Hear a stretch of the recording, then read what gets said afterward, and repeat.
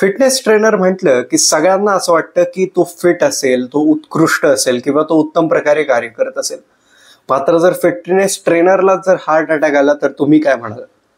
ही घटना झाली आहे फेथ हॅरिसन बरोबर. ज्यावेळेस ती जिमला गेलेली होती त्यावेळेस तिला तो हार्ट अटॅक जाणवला. तब्बल 7 तासापासून तिला तो जाणवत होता. मात्र ज्यावेळेस तिला तो त्रास असह्य व्हायला लागला त्यावेळेस ती घरी जायला निघाली. तिचं घर तिच्या जिमपासनं 1 तासाच्या अंतरावर होतं. मात्र तिला तिथपर्यंत जाता येणार नाही म्हणून लोकांनी तिला हॉस्पिटलमध्ये नेलं. हॉस्पिटलमध्ये गेल्यावर तिच्या काही टेस्ट झाल्या.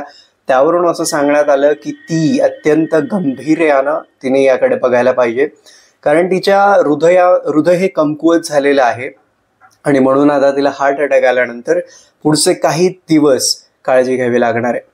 मात्र तिचं ऑपरेशन झाल्यानंतर तिला जाणवायला लागलं की खरंच माझं हार्ट आता इतकी फिटनेसची मेहनत किंवा ट्रेनिंग घेऊन किंवा इतकं चांगलं दिसून सुद्धा किंवा फिट राहून सुद्धा अशा पद्धतीनं हार्ट अटॅक येणं हे तिच्यासाठी अत्यंत धक्क्याचं होतं. मात्र हे सगळं सावरल्यानंतर सुद्धा तिने आता मला आयुष्यात माझी उद्दिष्ट बदलावी लागतील, कारण पहिले फिटनेस ट्रेनर म्हणून त्याची व्यावसायिक उद्दिष्ट होती, शारीरिक उद्दिष्ट होती आणि स्वस्थ राहण्यासंबंधी. मात्र आता तिचं आयुष्य बदललंय आणि त्यामुळे तिने स्वतःची माझी अशी काही उद्दिष्ट असतील तर ती तरुणांना जागृत करणं यासाठी असेल. आज वर्ल्ड हेल्थ डे आहे मित्रांनो. मात्र तरी आपण काही गोष्टी गृहीत धरत असतो.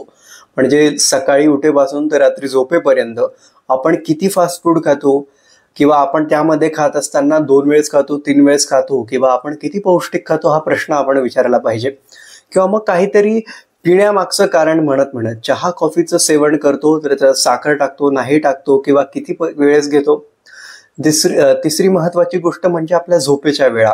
म्हणजे आपण झोपू कधीही असलो तरी आपल्या 7 ते 8 तासाची झोप होतीये का किंवा व्यवस्थित झोप होतीये का, या सगळ्या गोष्टी ज्यावेळेस आपण स्वतःला विचारून बघू त्यावेळेस आपण खऱ्या अर्थानं वर्ल्ड हेल्थ डेच्या दिवशी जागृत होऊ.